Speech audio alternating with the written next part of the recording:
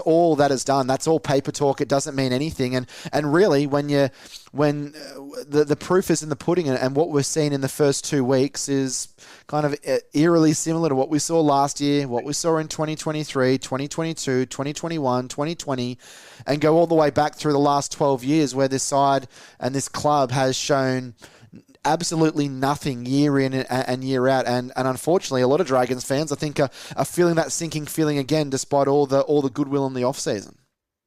Yeah, I don't know where to start with this. I've got notes everywhere. Like I'm going to try to piece this all together as the podcast goes on as well. I think there was someone on social media said, "But why aren't you shitty at the Dragons as well, Curtis?" And I am, but I'm just trying to keep it, just trying to keep the pitchforks in the backyard at the minute, but I was pissed off and disappointed in the loss and how they lost it, because I'll start with Flanagan's comments in the post conference in the presser, and I'll go to Madge Maguire's comments after the Brisbane sides. You can call it a shock loss, but Canberra have very quickly proved themselves. He was asked about the players and how they lost that game, and the first thing he said was, "That's on me. That's not on the players. I need to go back as coach and work on that." He took the responsibility. I think Shane Flanagan is in a very critical spot right now when it comes to perceptions of him from Dragons fans.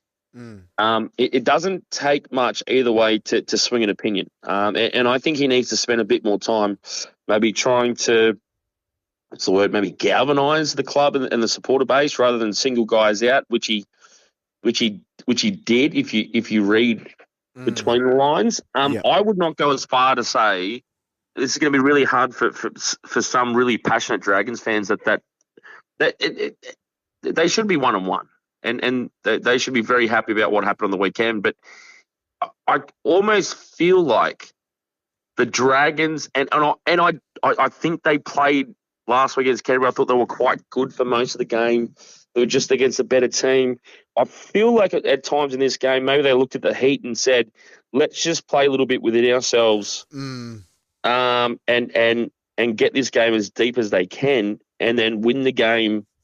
And banking on a Jacob Little or Gutherson and Holmes or a combination of a bunch of guys and taking the win and getting it done late in the game. But all they did, if they didn't do their research or they didn't do their video with South last week, Rabbitohs are down on troops. They eked out and squeezed and just played the football they had to beat the Dolphins.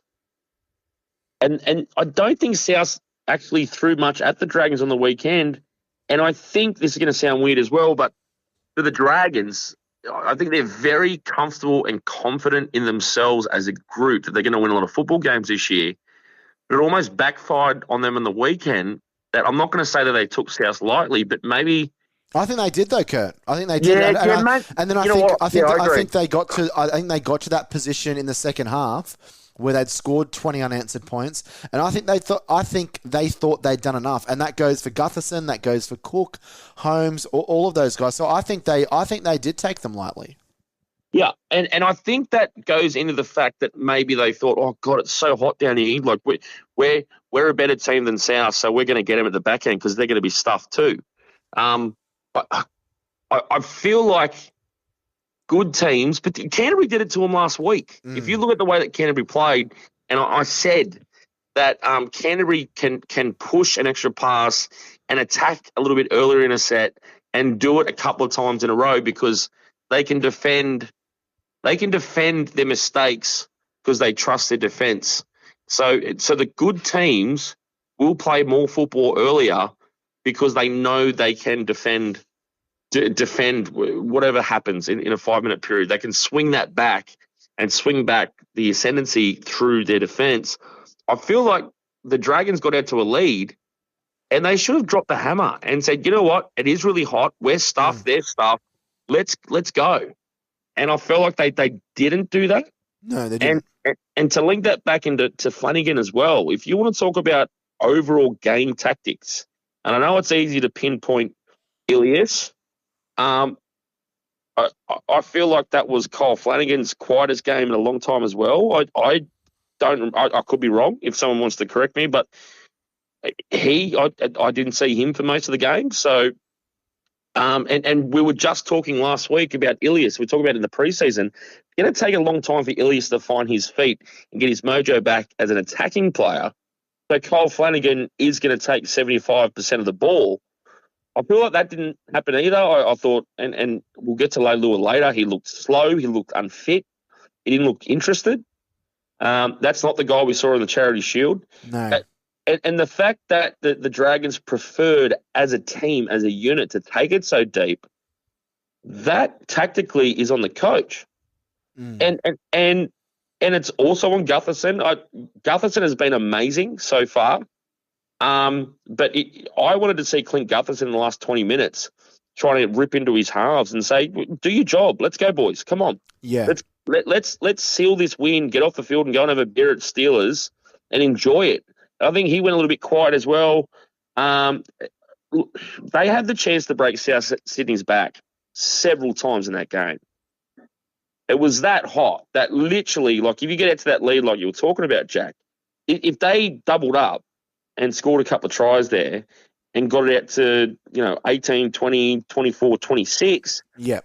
that breaks South and then gives you the chance to rest a few blokes, and then maybe even if South are then out of the game, you literally could have put 50 on them.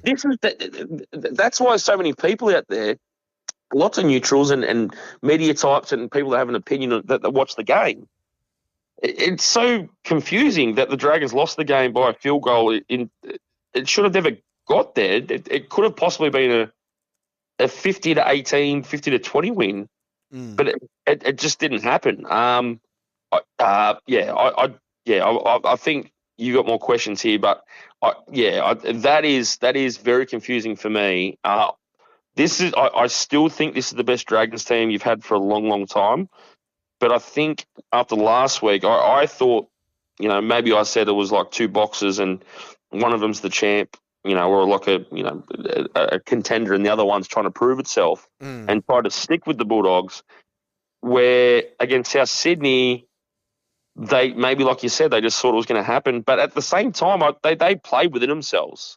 They could have pushed more passes. They could have, but they didn't even go through the middle. So I'm going to steal some thunder from later. But I don't even remember for any amount of time, more than one or two sets in a row, punching South through the middle. Because when they did, they looked like they were going to break through every play. So they just kept South City in the game.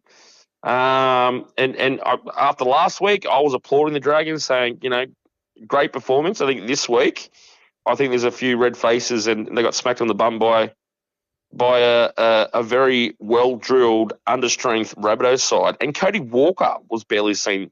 I know he scored a try, but it's not like Cody Walker went mad or anything. That halfback, he kicked the field goal to win the game, but he was jagging kicks over the sideline. South weren't that good. They weren't that good. And I think the Dragons need to learn more from this game than I think any game they've played in the last decade.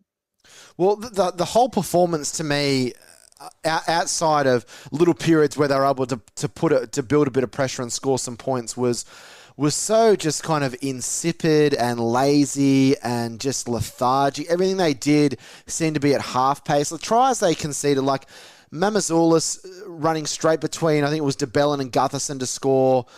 Just the laziness with the penalty try, the Kepi try, like it was park football level stuff. Like you go and watch local A grade and you'd see better defense on the goal line than what the Dragons served up. And I think we've got some fans corner questions about it later, but I think that's the biggest concern. Like, I don't think there's any concern over the amount of points the Dragons can score. They scored a flurry of points late against the Dogs.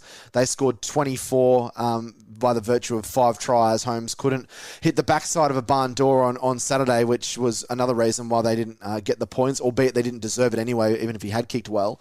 But yeah, I don't think the issue isn't scoring points; it's stopping them. And Yeah, for the longest time, the Dragons' defense has been shocking, and I don't think there's been any change one iota from last year that makes you think, oh, they're actually a side that's going to ground out results. It goes completely against what Shane Flanagan